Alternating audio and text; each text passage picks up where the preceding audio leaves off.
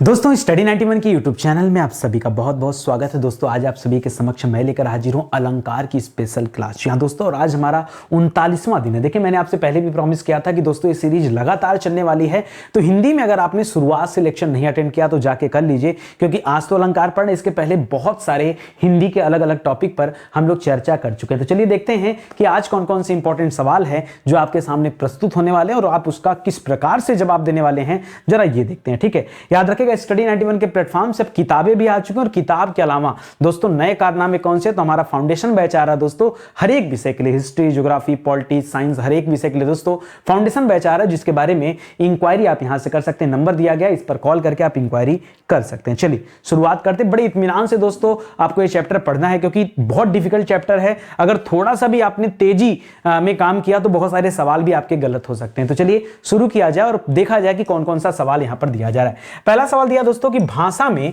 शब्द और अर्थ की दृष्टि से, क्या लिखा दोस्तों, शब्द और अर्थ की दृष्टि से सौंदर्य उत्पन्न करते हैं। दोस्तों सौंदर्य उत्पन्न कौन करता है, तो याद रखेगा रस तो कभी करता नहीं है। याद रखेगा सौंदर्य उत्पन्न करने का काम कौन करता, अलंकार करता है। यहां गुण और छंद भी नहीं होगा, अलंकार। अलंकार करते हैं क्या दोस्तों, याद रखेगा ये सौंदर्य उत्पन्न भी करते हैं या फिर सौंदर्य को बढ़ा देते हैं। किसके सौंदर्य को, तो याद रखेगा काव्य में। जी हां दोस्तों, ये काव्य के सौंदर्य को क्या करते हैं दोस्तों, बढ़ा देते हैं। ठीक है, जिस तरह से आभूषण जो होता है दोस्तों वो व्यक्ति के शरीर के सौंदर्य को बढ़ा देता है, उसी तरह से अलंकार काव्य के सौंदर्य को बढ़ा देता है। यानी इस सवाल के लिए जो सही जवाब है ये होगा दोस्तों ऑप्शन नंबर 2। ठीक है, चलिए आगे बढ़ते हैं। अगला सवाल देखिए, अगला लिख रहा है अलंकार में किस उपसर्ग का प्रयोग हुआ। उपसर्ग किसे कहते हैं दोस्तों, तो उपसर्ग हमेशा कहां लगता है दोस्तों, ये शब्द के कहां लगता है दोस्तों, शब्द के प्रारंभ में लगता है। ठीक है, उपसर्ग। ठीक है, उपसर्ग कहां लगता है दोस्तों, शब्द के प्रारंभ में। ठीक है, यानी शब्द के शुरुआत में। तो अगर हम अलंकार की बात करें, अगर कहीं पर लिखा हुआ अलंकार, तो इसका संधि विच्छेद क्या होगा दोस्तों, ये दो शब्दों से मिलकर बना हुआ है। एक शब्द है अलम, अलम धन कार। जी हां दोस्तों, अलम धन कार। तो ये जो अलम है दोस्तों याद रखेगा यहां पर हो जाएगा आपका उत्तर। तो न मत करिएगा दोस्तों, अलम धन कार होता है अलंकार। अलम धन कार बराबर क्या हो जाता है दोस्तों, अलंकार हो जाता है। यानी ऑप्शन नंबर 4 दोस्तों आपका क्या हो जाएगा, सही जवाब हो जाएगा। चलिए आगे बढ़िए। लिख रहा है जहां पर वर्णों की आवृत्ति, वर्ण यानी क्या होगा दोस्तों, वर्ण कहने का तात्पर्य क्या है, तो वर्ण कहने का तात्पर्य अक्षर है। क्या है दोस्तों, अक्षर है। और कह रहा है जहां पर अक्षर की आवृत्ति बार बार हो वहां पर क्या होता है दोस्तों, तो जब कभी आवृत्ति दोस्तों बार बार होती है, जब कभी आवृत्ति बार बार होती है तो वैसे तो वहां पर क्या होता है, अनुप्रास अलंकार होता है। क्या होता है दोस्तों, अनुप्रास अलंकार होता है। एक बार आप चेक कर लो कि आपके समक्ष कौन सा ऑप्शन दिया है। अब अनुप्रास का ऑप्शन तो है नहीं, तो याद रखोगे रस तो होगा नहीं, छंद भी नहीं होगा, समास भी नहीं होगा, तो सही उत्तर क्या होगा दोस्तों, अलंकार हो जाएगा। और मैंने तो आपको यह भी बता दिया कि अगर वर्णों की आवृत्ति बार बार हो रही तो वहां पर कौन सा अलंकार होगा, अनुप्रास अलंकार होगा। जैसे चंदू के चाचा ने चंदू के चाची को चांदनी चौक पर चांदी के चम्मच से चटनी चटाई, तो चा आ रहा है। ये तो आसान सा उदाहरण हो गया। ऐसे बहुत सारे चारुचंद्र की चंचल क्रीड़े। ठीक है, तो चा की आवृत्ति हो रही बार बार, तो याद रखेगा जब वर्णों की आवृत्ति बार बार होती है तो वहां पर अलंकार कौन सा होता है, ध्यान देंगे हमेशा वहां पर अनुप्रास अलंकार होता है। तो सही उत्तर हो जाएगा ऑप्शन नंबर 3, ये आपका सही जवाब हो जाएगा। ठीक है, आगे बढ़िए दोस्तों। लिख रहा है प्रश्न संख्या 4 और 5 के लिए निर्देश दिया जा रहा है। क्या दिया जा रहा है दोस्तों, कुछ निर्देश हैं 4 नंबर और 5 नंबर के लिए। लिख रहा है निम्नांकित पंक्तियों के संबंध में प्रश्न के अनुसार उत्तर दीजिए। पहले पंक्ति पढ़िए, क्या लिखा है, मेरा मन अनंत कहां सुख पावे, जैसे उड़ी जहाज को पंछी फिर जहाज पर आवे, कमल नयन को छाड़ी महातम और देव को ध्यावे। ठीक है, यहां पर दोस्तों कमल नयनम का में अलंकार कौन सा दोस्तों, ये आपको बताना, कमल नयनम। ठीक है, देखिए कमल नयनम की बात करिए या फिर कमल नयन की बात करिए, कमल नयन। एक बात मुझे बताइए, ये कमल नयन कहने से क्या तात्पर्य, कमल तो दोस्तों कमल को कहा जाता है। कमल तो क्या हो गया दोस्तों, कमल क्या हो जाएगा, ये तो पुष्प हो जाएगा। ठीक है, कमल क्या है दोस्तों, कमल तो पुष्प हो जाएगा। और वहीं पर दोस्तों अगर हम नयन की बात करें तो नयन किसे कहते हैं दोस्तों, नयन का तात्पर्य दोस्तों आंख से हो जाएगा। तो यहां पर अगर आप दोनों के अर्थ को मिश्रित करके पढ़ेंगे तो आपको मिलेगा कमल रूपी नयन। क्या मिल जाएगा, कमल रूपी नयन, ठीक है, कमल रूपी नयन। और आपको बताया गया दोस्तों ये तारीफ वाले शब्द जहां होते हैं वहां हमेशा रूपक अलंकार होता है। क्या होता है दोस्तों? रूपक अलंकार होता है। तो कमल रूपी नयन कह दे या फिर मछली जैसी आंखें कह दे, ठीक है, या हिरन जैसी आंखें कह दे, तो याद रखेगा ये सब तारीफ वाले शब्द हैं। और इस तरह के शब्द जहां कहीं भी आते हैं वहां अलंकार कौन सा होता है? रूपक अलंकार हो जाता है। ये आप ध्यान देंगे, ठीक है। तो ये आप याद रखेंगे, रूपक अलंकार आपका जवाब हो जाएगा। प्रश्न संख्या 5 क्या कह रहा है? फिर से वही आपके सामने कथन है और लिख रहा है दोस्तों, रेखांकित पंक्ति में अलंकार कौन सा वो ढूंढिए। और रेखांकित पंक्ति क्या है? जैसे उड़ी जहाज को पंछी फिर जहाज पर आवे, ठीक है। जिस प्रकार से जहाज पर से उड़ा पंछी फिर से जहाज पर आता है, ठीक उसी तरह से कमल नयन को छाणी महात्म और देव को ध्यावे, ठीक है। ये याद रखेगा। ये पंक्तियां कुछ दिया और इसमें से आपको ये जो लाइनिंग वाली पंक्ति दोस्तों उसका आपको जवाब देना है। आप ध्यान से पढ़िए और जवाब दीजिए। तो क्या लिखा है दोस्तों? जैसे उड़ जहाज को पंछी फिर जहाज पर आवे, ठीक है। यहां पर रूपक तो होगा नहीं क्योंकि रूपक दोस्तों यहां कमल नयन शब्द हो गया, यहां पे आ जाएगा। उपमा की बात कर नहीं रहा। देखिए उपमा वहां होता है जहां किसी से तुलना किया जाता है। क्या किया जाता है दोस्तों? जब किसी से तुलना किया जाता है वहां पर दोस्तों उपमा अलंकार होता है। उत्प्रेक्षा हो सकता है, श्लेष तो होगा नहीं। श्लेष में याद रखेगा अर्थ चिपका हुआ रहता है, ठीक है, अर्थ चिपका रहता है। जैसे जैसे दोस्तों एग्जांपल ले सकते हैं, रहीमन पानी राखिए बिन पानी सब सुन, ठीक है। तो याद रखेगा वाला आप सुने होंगे दोहा, ठीक है। तो वहां पर दोस्तों क्या हो जाता है? वहां पर श्लेष अलंकार होता है। इस सवाल में दोस्तों ये जो रेखांकित शब्द हैं, ठीक है, इसमें उत्प्रेक्षा अलंकार होगा। क्या होगा दोस्तों? उत्प्रेक्षा अलंकार। अब बहुत सारे बच्चों के मन में आ रहा होगा सवाल, सर कैसे उत्प्रेक्षा अलंकार होगा, ठीक है। तो याद रखें दोस्तों उत्प्रेक्षा अलंकार में होता क्या है? उत्प्रेक्षा में हमेशा संभावना का बोध होता है। क्या होता है दोस्तों? इसमें संभावना का बोध होता है, याद रखेंगे, ठीक है। तो छोटा छोटा ट्रिक है। बहुत सारे बच्चे सोच रहे होंगे सर अलंकार में बहुत डिटेल से सर पढ़ा देते तो बड़ा अच्छा होता। कुछ वीडियो तो मैंने दिया है और बाकी के लिए दोस्तों हिंदी इंडिविजुअल का बैच है, आप आइए ज्वाइन करिए, आपको मिलेगा वहां पे पूरी डिटेल में क्लासेस मिलेंगी और सब कुछ बातचीत किया जाएगा, ठीक है। तो याद रखेगा फिलहाल यहां पर जवाब क्या हो जाएगा? उत्प्रेक्षा अलंकार हो जाएगा। बहुत विस्तार से पढ़ना हो तब तो बात की बातें हैं। अभी आपका दोस्तों टेस्ट का टाइम है तो आपको खाली जवाब देना है कि कहां पर सही जवाब है और कहां पर गलत जवाब है। अगला सवाल देखिए, लिख रहा अलंकारों की महत्ता के संबंध में इनमें से कौन सा कथन सही नहीं है? सही नहीं है का तात्पर्य क्या दोस्तों? कौन सा कथन गलत है वही ढूंढ दीजिए आप। अब देखिए कह रहा अलंकारों से काव्य सौंदर्य में वृद्धि होती है। अभी पीछे वाले पहले ही सवाल में मैंने बताया कि जिस तरह से आभूषण शरीर के सौंदर्यता को बढ़ा देते हैं उसी तरह से काव्य की सौंदर्यता को बढ़ाने का काम कौन करता है? अलंकार करते हैं। तो ये तो सत्य कथन हो गया। ये क्या हो जाएगा दोस्तों? ये तो आपका सत्य है। दूसरा लिख रहा दोस्तों अलंकारों के बिना काव्य रचना संभव नहीं, ये भी सही है दोस्तों। बिना अलंकार के काव्य रचना कैसा? तो ये भी सत्य कथन हो जाएगा। लिख रहा अलंकार काव्य सौंदर्य उत्पन्न करते हैं। देखिए उत्पन्न नहीं करते हैं, ठीक है, ये काव्य सौंदर्य को बढ़ा देते हैं। तो एक मिनट और पढ़ लीजिए, अलंकारों से काव्य में रोचकता और प्रभ विष्णुता आती है, ये भी दोस्तों सत्य हो जाएगा। तो थोड़ा सा जो कमजोर तथ्य लग रहा है दोस्तों वो ऑप्शन नंबर 3 लग रहा है, ठीक है। क्यों? जो शब्द लिखा है यहां पर काव्य सौंदर्य उत्पन्न करते हैं, उत्पन्न करने का काम नहीं करते हैं, ये बढ़ाने का काम करते हैं। क्या करते हैं? इनके माध्यम से काव्य की सौंदर्यता दोस्तों बढ़ जाती है। तो ऑप्शन नंबर 3 एक पल के लिए कर सकते हैं। वैसे बहुत ध्यान से पढ़ेंगे तो चारों ऑप्शन आपको सत्य नजर आएगा, लेकिन यहां आपको और ज्यादा केयरफुल होकर रहने की जरूरत है क्योंकि ऐसे सवालों में गलतियां बहुत ज्यादा होती हैं, ठीक है। आइए आगे बढ़िए।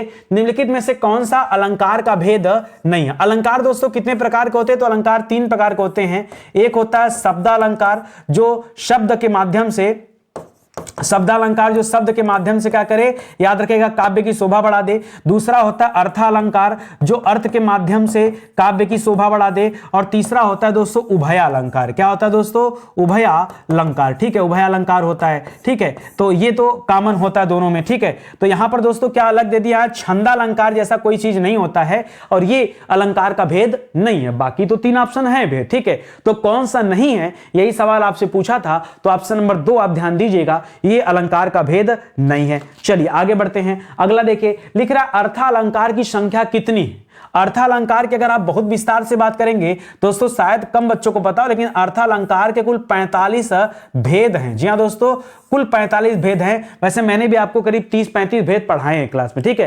45 भेद तो बहुत विस्तार से हो गया। आपको कोई अलंकार का देवता नहीं बनना है, ठीक है, पीएचडी नहीं करना है, तो आपके काम लायक कम से कम 25-30 अलंकार होते हैं जो मैंने आपको डिस्क्राइब किया, पढ़ाया है। तो यहां अर्थालंकार हो जाएगा दोस्तों। अर्थालंकार के कितने भेद? तो लगभग 45। लिख रहा है जहां पर बढ़ा चढ़ाकर वर्णन वर्णन किया जाता है। जहां पर बढ़ा चढ़ाकर वर्णन किया जाता है वहां पर कौन सा अलंकार होता है? तो आप बच्चा जानता है दोस्तों, वहां पर अतिशयोक्ति अलंकार होता है। ठीक है, जैसे एग्जांपल दे दूं दोस्तों, एग्जांपल दे दूं, पानी परात को हाथ छुयो नहीं, नैनन के जग जल से पग धोए। ठीक है, पानी परात को हाथ छुओ नहीं, हाथ छुओ नहीं, ठीक है, छुओ नहीं, नैनन के जल से पग धोए। ठीक है, नैनन के जल से पग धोए। ठीक है, पग धोए।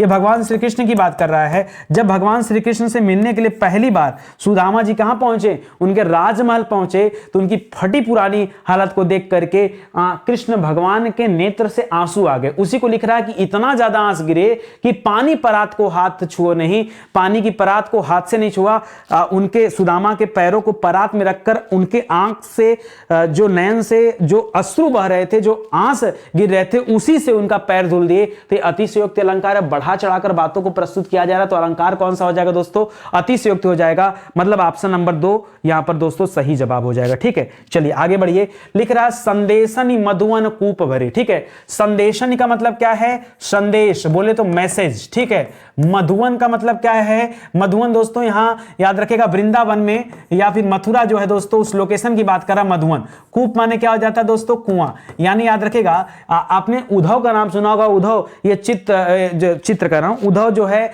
खत लाकर दिया करते थे, आदान प्रदान करते थे, सूचनाएं पहुंचाने का काम करते थे, माध्यम थे, जो गोपियां थी और कृष्ण थे उनके बीच का माध्यम थे। ठीक है, तो संदेशनि मधुवन कूप भरे। ठीक है, मतलब पूरा का पूरा कुआं संदेश से भर गया। यहां भी क्या हो जाएगा दोस्तों? यहां भी आपका अतिशयोक्ति अलंकार हो जाएगा। मतलब इतना मैसेज आया कि कुआं भर गया। तो याद रखेगा, बातों को बढ़ा चढ़ाकर प्रस्तुत किया जा रहा। तो ऑप्शन नंबर 4 दोस्तों यहां पर आपका सही जवाब हो जाएगा। चलिए आगे बढ़िए। लिख रहा नित्य प्रति पुण्यो ही आनन ओप उजास। बहुत ध्यान से पढ़ेगा, नित्य प्रति पुण्यो ही रहे आनन ओप उजास। लिख रहा दोस्तों, बताइए इसमें कौन सा अलंकार है? बहुत ध्यान से पहले पढ़िए तब आप जवाब दीजिए। कोई जरूरी नहीं कि आप बहुत तेजी से पढ़िए। ठीक है, क्या लिखा है? नित्य प्रति पुण्यो ही आनन ओप उजास। दोस्तों यहां भी अलंकार कौन सा है? अतिशयोक्ति। देखिए बात को समझा करिए, कभी कभी ऐसा हो सकता है कि आपको अलंकार न मालूम हो। जब न मालूम हो तो आप न एलिमिनेशन मेथड लगाया करिए। देखिए उत्प्रेक्षा में क्या होता है? यहां संभावना प्रस्तुत होती है। संभावना जैसी बात यहां है नहीं, इसलिए हो नहीं सकता। उपमा में दोस्तों याद रखेगा तुलना किया जाता है। ठीक है, वैसी भी बात नहीं है। अनुप्रास में क्या होता है? यहां वर्णों की आवृत्ति देखने को मिलती है और यहां भी ऐसा नहीं है। ठीक है, तो ऐसे में दोस्तों क्या जवाब होगा? याद रखें, जब 3 नहीं हुआ तो एक ही उत्तर बचा, वो है अतिशयोक्ति अलंकार। ठीक है, तो इसको ध्यान रखेंगे। इस तरह से भी उत्तर निकाला जाता है। आगे देखिए, लिख रहा निम्न पंक्तियों में सही अलंकार कौन सा है वो पहचानिए। लिख रहा पानी बिच मीन प्यासी मोहि सुनी सुनी आवे हंसी। मतलब पानी में रह करके भी अगर मछली प्यासी, मीन माने मछली, पानी बिच मीन प्यासी, यानी पानी में रहकर भी मछली कैसी प्यासी, मोहि सुनी सुनी आवे हंसी, ये सुन सुन के मुझे क्या हो रहा है? हंसी आ रही है। और यहां पर दोस्तों कौन सा अलंकार है? याद रखेगा, जब इस तरह की बात हो तो कोई विशेष उक्ति है, विशेष उक्ति। ठीक है, इसे विशेषोक्ति कहा जाता है। विशेष धन उक्ति। उक्ति माने क्या होता है दोस्तों? उक्ति कथन को कहा जाता है, यानी कोई विशेष बात प्रस्तुत करना होगा तभी इस तरह से लिख रहा कि पानी विच मीन प्यासी मोहि सुनी सुनी आवे हंसी। याद रखेगा यहां विशेषोक्ति अलंकार होगा, अतिशयोक्ति नहीं है दोस्तों, विशेषोक्ति होगा। ऑप्शन नंबर 3 दोस्तों इस सवाल का सही जवाब हो जाएगा। बहुत अच्छा सवाल दोस्तों, इस तरह के सवाल कई बार परीक्षा में आते हैं, इसको याद रखेगा। अच्छा, विशेषोक्ति होता क्या है? तो जहां पर कभी कभी यह भी पूछ देता है विशेषोक्ति होता कहां पर है, तो याद रखेगा जहां पर कारण, जी हां दोस्तों कारण। देखिए हर चीज के पीछे कोई ना कोई लॉजिक होता है, तो जहां पर कारण रहते हुए भी कार्य नहीं होता है, कारण रहते हुए भी कार्य नहीं होता है, वहां क्या होता है दोस्तों? वहां विशेषोक्ति अलंकार होता है। देखिए कारण कैसे है सर? देखिए मछली है वो पानी के अंदर ही है, तो उसे पानी की जरूरत तो नहीं, पानी तो उसके चारों तरफ है, तो कारण रहते हुए भी कार्य नहीं हो रहा, तब भी तो प्यासी है, इसीलिए कहा गया विशेषोक्ति अलंकार। ठीक है, तो इसको ध्यान दीजिएगा, विभावना में उल्टा हो जाता, आगे आएगा तो आप देखिएगा। लिख रहा नीर भरे नित प्रति रहे तौ न प्यास बुझाई। नीर भरे, नीर माने जल, नीर भरे नित प्रति रहे तौ न बुझाई प्यास। यहां पर दोस्तों कौन सा अलंकार है? यह भी विशेषोक्ति अलंकार है। ठीक है, क्यों? क्योंकि दोस्तों जब नीर भरे हैं तब फिर प्यास कैसे नहीं बुझ पा रही है, यानी यहां पर भी क्या हो जाएगा? विशेष उक्ति हो जाएगा, क्योंकि कारण रहते हुए कार्य कार्य पूरा नहीं हो रहा है, कारण रहते हुए कार्य पूरा नहीं हो रहा है, नहीं हो रहा है। इसका मतलब क्या है दोस्तों, यहां विशेषोक्त अलंकार देखने को मिल रहा है, तो इसको भी याद रखें। यानी नैनो में देखिए यहां मतलब क्या है, नीर भरे नित प्रति रहें तव न प्यास बुझाई। यहां इसका अर्थ देखेंगे तो अर्थ निकल कर आएगा दोस्तों कि नैनो में जल भरा हुआ है, उसके बाद भी प्यास नहीं बुझ रही है, ठीक है। तो इस तरह से आता है, लिख रहा दृग उर्जत टूटत कुटुम जुरत चतुर चित प्रीति परत गांठ दुर्जन ही दई नई यह रीति। ठीक है, अब यहां पर दोस्तों कौन सा अलंकार है याद रखेगा, आपसे पूछ रहा विषम अलंकार जैसा कोई चीज होता नहीं, असंगति होता है, व्यतिरेक भी होता है और निदर्शना भी होता है। बहुत सोच समझ के पहले जवाब दीजिए कि यहां पर अलंकार कौन सा आएगा, तो याद रखें दोस्तों इसमें आ जाएगा असंगति अलंकार। क्या आ जाएगा दोस्तों, असंगति अलंकार हो जाएगा। हालांकि व्यतिरेक भी अलंकार का प्रकार है, निदर्शना भी है, लेकिन यह सब उत्तर नहीं होगा, यह असंगति अलंकार हो जाएगा। लिख रहा दृग कहा जाता है दृष्टि को, दृग उर्जत टूटत कुटुम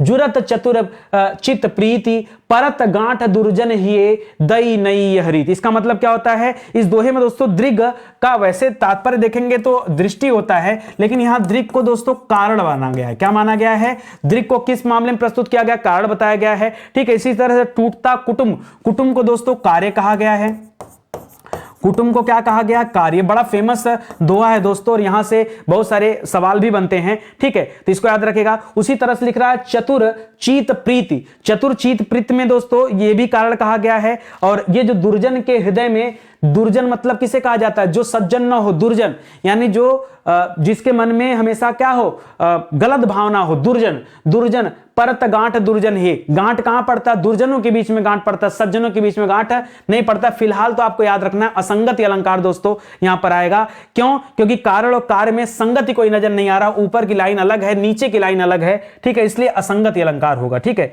देखिए मतलब कैसे समझो, मैं तो समझ गया, आपको समझना थोड़ा सा बता दूं। दृग उर्जत टूटत कुटुम, ठीक है, दृग उर्जत मतलब कारण है, टूटत कुटुम कार्य भी यहां भी दिया है, जुरत चतुर्चित प्रीति, ठीक है। एक लाइन यहां पे मिस हो रही है, 4 लाइन का पूरा दोहा है, तब इसका अर्थ निकल कर आता है, ठीक है। मुझे लाइन फिलहाल तो याद नहीं है, ठीक है, क्योंकि काफी दिन हो गया क्लास ली अलंकार की, तो थोड़ा सा स्किप मैं कर रहा हूं। यहां पर 4 लाइन दोस्तों व्याख्या में आता है और तब इसका अर्थ निकलने में आता है। फिलहाल ऊपर के 2 लाइन नीचे के 2 लाइन से मैच नहीं करते, इस वजह से दोस्तों असंगति अलंकार देखने को मिलता है, ठीक है। आगे बढ़िए, लिख रहा है जब किसी सामान्य बात का विशेष बात से, बहुत ध्यान से पढ़िएगा, जब किसी सामान्य बात का विशेष बात से तथा विशेष बात का सामान्य बात से कोई समर्थन किया जाए, तब दोस्तों कौन सा अलंकार हो जाता है। जब कभी इस तरह का सवाल आए तो दिमाग में एक पॉइंट याद रखेगा, इसे कहते हैं अर्थानंतर अलंकार। क्या कहते हैं, और सामान्य से विशेष के बारे में दोस्तों उसे बढ़ावा दिया जाएगा और विशेष से सामान्य की तरफ दोस्तों समर्थन किया जाएगा। तो यहां पर हमेशा क्या होता है, इसको विरोधाभास थोड़े कहते हैं। जब दोनों एक दूसरे का समर्थन कर रहे हैं तो विरोधाभास तो हो ही नहीं सकता, संदेह भी नहीं है, विशेषोक्त भी नहीं होगा। याद रखेगा इसे अर्थांतर न्यास अलंकार कहा जाता है। क्या कहा जाता है,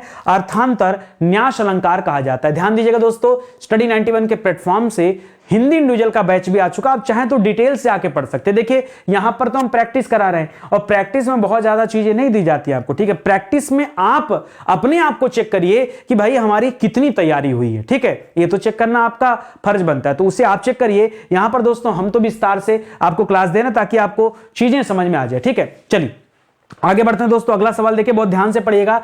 लिख रहा है जो रहीम उत्तम प्रकृति का करी सकत कुशंग चंदन विष व्यापत नहीं लपटे रहत भुजंग। ठीक है, चंदन के वृक्ष पर दोस्तों सर्प जो लिपटा रहता है, ठीक है, उससे क्या चंदन का वृक्ष विषैला हो जाएगा, नहीं, ठीक है। ठंडक उल्टा ही किसको मिलता है, चंदन के वृक्ष में ठंडक मिलती। कभी चंदन का लेप लगाइए, पूरा शरीर ठंडा हो जाता है, ठीक है। तो ये लिख रहा है जो रहीम उत्तम प्रकृति का करत का सकत कुशंग। अगर व्यक्ति उत्तम प्रकृति का हो तो फिर वो किसी के साथ संग बैठे, यानी दुर्जनों के संग भी रहेगा तो वो सज्जन भले बन जाएंगे, लेकिन वह व्यक्ति खुद दुर्जन नहीं बनेगा। सिंपल सी बात है, कहा जाता है ना कि जैसी संगति करोगे वैसे बन जाओगे। लेकिन अगर आपके अंदर अच्छी क्वालिटी है, आप उत्तम प्रकृति के व्यक्ति हो, तो आपसे लोग बदल जाएंगे, ना कि आप बदल जाओ। उसी तरह से लिख रहा है चंदन विष व्यापत नहीं लपटे रहत भुजंग, ठीक है। तो याद रखेगा, ये भी लाइन मैंने आपको बता दिया। यहां भी दोस्तों अर्थांतर न्यास अलंकार है, क्योंकि दोनों लाइन एक ही चीज बताने का प्रयास कर रहे हैं अलग अलग माध्यम के द्वारा, इसलिए दोस्तों यहां पर क्या हो जाएगा, अर्थांतर न्यास अलंकार हो जाएगा, ठीक है। चलिए आगे बढ़ते हैं दोस्तों। अगला देखिए, लिख रहा है सम शुभरन सुखमा कर सुखद नथोर सिय अंग सखी कोमल कनक कठोर। दोस्तों यहां पर क्या हो जाएगा, याद रखिए, जब किसी विशेष गुण के कारण उपमेय की उपेक्षा अधिक ऊंचा दिखाया जाए, उपमेय को अपेक्षाकृत अधिक ऊंचा दिखाया जाए, तो वहां पर कौन सा होता है, वहां पर व्यतिरेक अलंकार होता है, और ये उसी से संबंधित सवाल है, ठीक है, याद रखेंगे। देखिए अर्थांतर न्यास नहीं होगा। अर्थांतर न्यास पहचानने का एक सिंपल तरीका है, दो लाइन एक ही जैसी बात करेंगी, बस उसमें अंतर रहेगा थोड़ा सा, एक सामान्य से विशेष की ओर, दूसरा विशेष से सामान्य की ओर, एक ही बात का समर्थन करेंगे, तब इसको जान जाइएगा। समासोक्ति होगा नहीं, निदर्शना है नहीं, यहां पर यह व्यतिरेक अलंकार है, यहां पर उपमेय को अधिक ऊंचा दिखाया जाता है, यह व्यतिरेक अलंकार कर लीजिएगा, ठीक है। चलिए आगे देखते हैं दोस्तों। आप सही गलत की पहचान करिए।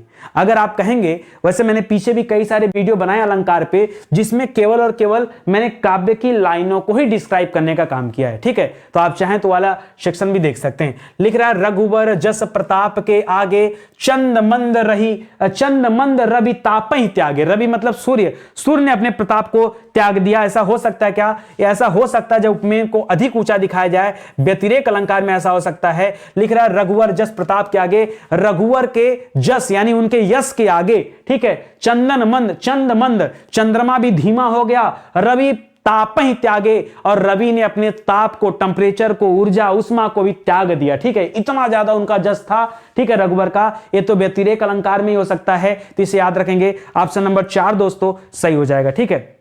चलिए आगे बढ़ते हैं दोस्तों। अगला देखिए, लिख रहा है जन्म सिंधु पुनि बंधु विष दीन मलिन सकलंक सिय मुखि समता पाओ किमि चंद बापुरो रंक, ठीक है। बताइए जल्दी से, इस पंक्ति में कौन सा अलंकार है। कई सारे यहां पर नई नई पंक्तियां मिल रही हैं आपको देखने में, ठीक है, जिससे आपको दिक्कत महसूस हो रहा है। फिलहाल आइए यहां पर भी दोस्तों आपको बताना चाहूंगा व्यतिरेक अलंकार है। बात आता है क्यों, ये तो क्यों का जवाब तो दोस्तों आपको बैच में मिलेगा, ठीक है। देखिए डिफिकल्ट चैप्टर है, हालांकि आप कहेंगे तो थोड़ी थोड़ी चीजें मैं बता दूंगा यहां पर भी, लेकिन यहां पर ध्यान देंगे दोस्तों। सिंपल सी बात समझिए कि जब कभी उपमेय को अधिक ऊंचा दिखाया जाए तो हमेशा व्यतिरेक अलंकार आता है। अब कुछ बच्चे ऐसे हैं जिनको उपमान नहीं पता, उपमेय नहीं पता। अब जब इतना ही नहीं पता दोस्तों, तो वो आगे कैसे करेंगे। देखिए मैं आपको बताऊं, जब समुद्र मंथन हो रहा था, उस समय कहानी, जब समुद्र मंथन हो रहा था, तो समुद्र मंथन के दौरान जो उसमें से रत्न निकला था दोस्तों, उस रत्न के पर ही दोस्तों ये चीजें बताई गई हैं, ठीक है, और उसी के बारे में दे रहा है। और उसी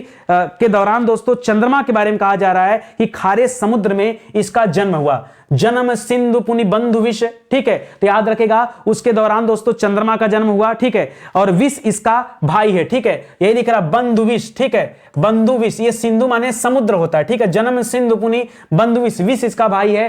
दीन मलिन सकलंक, दीन मलिन शकलंक, और ये तेजस से भरा हुआ है और कलंक से भी भरा हुआ है। सिय मुख समता पाव किमि चंद बापुरो रंग, इसका मतलब क्या है, बेचारा गरीब चंद्रमा सीता की मुख की बराबरी कैसे कर सकता है, ठीक है, कैसे कर सकता है, यही लाइन है। यानी फिर से उपमेय को ऊंचा दिखाया गया, और तभी यहां पर क्या है दोस्तों, व्यतिरेक अलंकार है। देखिए आप अर्थ को जानेंगे तोड़ मरोड़ कर, चाहे जैसे भी, आप लाइन टू लाइन तो नहीं निकाल सकते, लाइन टू लाइन तो मैं भी नहीं निकालता, ठीक है। बस आपको टोटल अर्थ पता होना चाहिए कि भाई ये सेंटेंस कह क्या रहा है, तभी आप दोस्तों पहचान कर पाएंगे कि कहां कौन सा अलंकार है। चलिए आगे बढ़ते हैं। लिख रहा प्रत्यक्ष के द्वारा अप्रत्यक्ष का चमत्कार पूर्वक वर्णन। जी हां दोस्तों, प्रत्यक्ष के द्वारा मतलब जो आंख से गोचर है उसके द्वारा अप्रत्यक्ष का दोस्तों जब लक्षण दिखाया जाता है या चमत्कार पूर्ण वर्णन किया जाता है तो उसे क्या कहा जाता है, उसे अनुमान कहते हैं। क्या कहते हैं, अनुमान। एकावली, परिकर और कारणमल नहीं दोस्तों, उसे अनुमान कहते हैं। देखिए इससे संबंधित एक अलंकार भी है, आगे एग्जाम्पल सुनिए। लिख रहा है पाए महावर देन को नाइन बैठी आए, फिर जानी महावरी एड़ी मीट जाए, ठीक है। तो याद रखेगा एक नायिका है, उसके पैर एकदम लाल हैं, पैर, और नाइन आई है। नाइन मतलब जो नाउन होती है जो पैर को रंगने का काम करती है, लाल रंग लगाया जाता है ना, तो उसका पैर इतना लाल है कि वो समझ ही नहीं पा रहे कि वो लाल, अब वही लिखा है दोस्तों, पाए महावर देन को नाइन बैठी आए, पांव को महावर लगाने के लिए, रंगने के लिए दे करके नायिका नाइन के सामने बैठ गई है। फिर जानी महावरी, और नाइन को क्या लग रहा है कि उसका पैर लाल, उसको भ्रम हो गया। नाइन को लग रहा है कि वो महावरी उस पे लगा है, वो उसी पर क्या करी, एड़ी मीजत जाए। ठीक है, एड़ी मीजत जाए मतलब क्या होता है दोस्तों, वो उसी को मीचती जा रही है, तो उसको भ्रम हो गया नाइन को, इसीलिए यहां पर क्या हो जाएगा, भ्रांतिमान अलंकार हो जाएगा। ये मैंने पहले भी आपको पढ़ाया है, ठीक है, पहले भी पढ़ाया है। देखिए अगर शुरुआत से क्लास देखेंगे, बेसिक से पढ़ेंगे, तब तो आपको मजा आएगा। आपकी आदत है ना, एक जो आपके काम लायक है, जहां पे आपको लगता है अलंकार बड़ा इंपॉर्टेंट, इसको पढ़ लेना चाहिए, पूरी हिंदी नहीं पढ़नी है। सर ने कैसे 39वें पार्ट पर आ गए, किसी बच्चे को लेना देना नहीं है। बहुत कम बच्चे ऐसे होंगे जो लगातार 39वां सेशन देख रहे होंगे, मुझे पता है। आप में से बहुत सारे ऐसे बच्चे हैं जो पहला दूसरा तीसरा देखे, जो इंपॉर्टेंट है लग रहा है उनको देख रहे हैं, बाकी छोड़ दिया उन्होंने। ऐसे नहीं काम चलता, आप पूरी चीजें देखिए। मैंने हिंदी को बहुत पढ़ाया और बहुत विस्तार से पढ़ा, और इन चीजों को समझते जाइए। जो पढ़े होंगे वो तो एक पद में बता देंगे उत्तर। लिख रहा है, निम्न पंक्तियों में कौन सा अलंकार है, नाक का मोती अधर की कांति से, बीज दाड़िम का समझकर भांति से, देखकर सहसा हुआ सुख मौन है, सोचता है या अन्य सुख कौन है। देखिए, सोचता सुख या अन्य कौन है। नाक का मोती, एक नायिका है, उसके नाक में जो उसने नथुनी पहन रखी है वो लाल रंग का है, और दूर पेड़ पर एक सुग्गा बैठा, एक तोता बैठा। वही कहानी आप सुनिएगा, नाक की मोती अधर की कांति से। अब देखिए वो जो है दोस्तों, यहां पर लाल मणि नहीं, ये एक्चुअली में मणि जो मतलब मोती एक लगा है उसके इस नथुनी में, वो दोस्तों चमक रहा है। और अधर की कांति से, अधर कहा जाता है ओठ को, किसे कहा जाता है, ओठ को। और ओठ पे जो लालिमा लगी है, इस ओठ की लालिमा से ये मोती चमक रहा है। और दूर जो सुग्गा बैठा है, तोता बैठा है, देखिए उनको अनार के दाने बड़े अच्छे लगते हैं, ठीक है। तो उसको ऐसा मालूम हो रहा है कि नायिका की जो नाक है वो कोई चोंच जैसा लग रहा है, और ये जो नथुनी है उस पे जो लाल रंग दिख रहा है उसको लग रहा है कोई अनार का दाना है। अब यही कंफ्यूजन उसको है।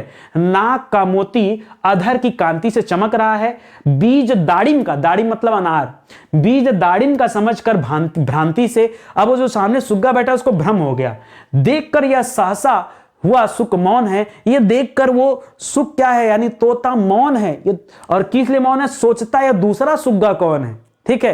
तो यहां भी दोस्तों उस तोते को क्या हो गया, भ्रम हो गया है। तो यहां भी भ्रांतिमान अलंकार है। चीजों को समझेंगे तो बड़ा मजा आएगा, और नहीं समझेंगे तो फिर बात ही क्या है। चलिए आगे बढ़िए। लिख रहा, बिनु पद चले सुने बिदुकाना, बिनु पद चले, बिना पैर के चलना, बिनु पद चले सुने बिनु काना, और बिना कान के सुनना संभव हो सकता है, ठीक है। लेकिन जब ऐसी बातें की जाए, ठीक है, कटाक्ष टाइप की, तो याद रखिएगा वहां विभावना अलंकार होता है। क्या होता है दोस्तों, विभावना अलंकार, यानी विभावना कहां होगा, जहां बिना कारण के ही कार्य हो जाए।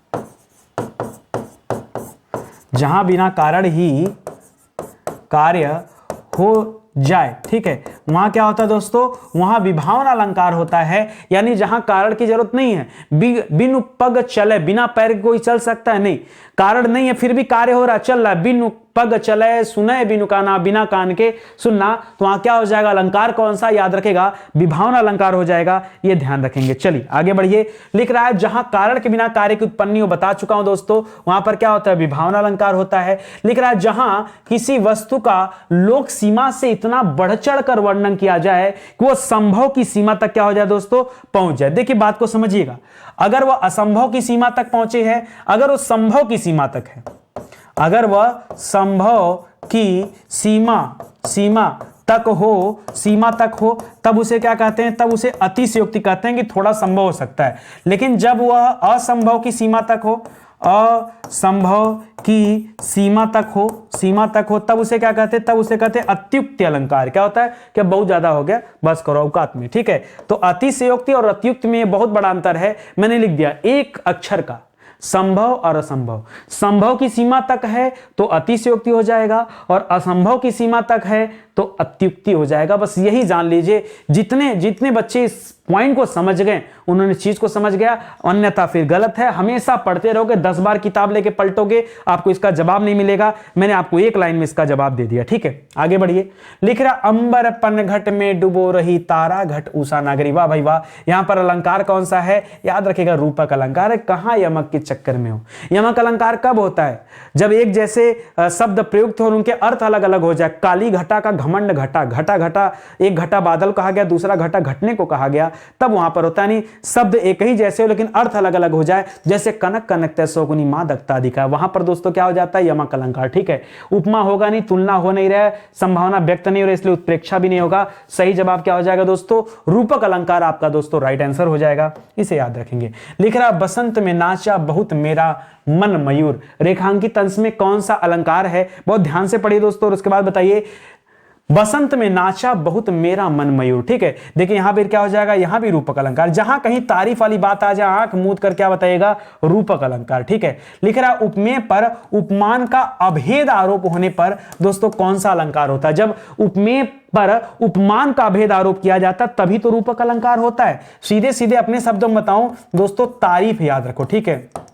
तारीफ जहां कहीं हो रही है, आंख मूंद कर रूपक अलंकार कर लेना। निम्न में से कौन सा अर्थालंकार है। देखिए अर्थालंकार शब्दालंकार दो तरह के होते हैं और यहां पर याद रखिए अर्थालंकार कौन सा होगा, तो याद रखिएगा रूपक उपक जो पढ़ते हैं दोस्तों ये सब अर्था में आते हैं। बाकी श्लेष वक्रोक्ति यमक दोस्तों ये क्या आ जाता है, शब्दालंकार का भेद है। क्या है ये, शब्दालंकार के अंतर्गत आता है और रूपक अलंकार दोस्तों ये आपके अर्थालंकार के अंतर्गत आता है।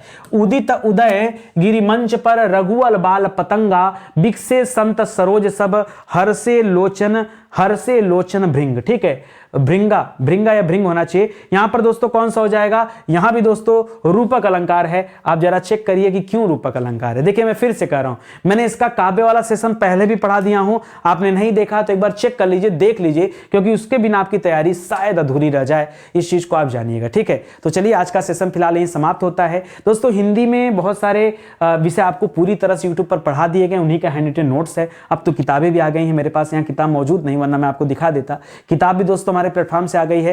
कैश ऑन डिलीवरी चाहिए तो फ्लिपकार्ट अमेजन से भी दोस्तों आप ऑर्डर कर सकते हैं। बाकी हमारे वेबसाइट एप्लीकेशन से भी दोस्तों आप किताबों को ऑर्डर कर सकते हैं। तो चलिए क्लास अगर अच्छी लगी हो तो निवेदन आप सभी से एक बार लाइक करिएगा और वीडियो को शेयर कीजिएगा, ठीक है। थोड़े से डिफिकल्ट सवाल आज मैं लेकर आया, बहुत आसान लेकर आता तो आप बता देते, ठीक है। इसलिए मैंने आज बहुत आसान सवाल नहीं रखा, जो लीक से हटकर सवाल थे मैंने ऐसे ही सवालों को रखा ताकि थोड़ी सी नए सवालों पर प्रैक्टिस हो। देखिए नए सवाल जब आप पढ़ेंगे तो आपको कठिन लगेगा, लेकिन ये आपके हित में रहेगा क्योंकि परीक्षा में ऐसे ही सवाल पूछे जाएंगे। फिर से मैं वही पूछता कि 3 बेर खाती थी वो 3 बेर खाती है, आप खूब मजे से बता देते सर यहाँ पर कौन सा अलंकार है, यमक अलंकार है सर, वो बेर का मतलब अलग अलग है, फिर मतलब क्या रह जाता, ठीक है। आपसे पूछता बताओ अलंकार के कितने भेद होते हैं, या जब वर्णों की आवृत्ति हो तो कौन सा अलंकार होता है, जब शब्दों की आवृत्ति हो कौन सा अलंकार होता है, जहाँ पर अर्थ चिपके होते कौन सा अलंकार होता है। तो घिसे पीटे सवाल है।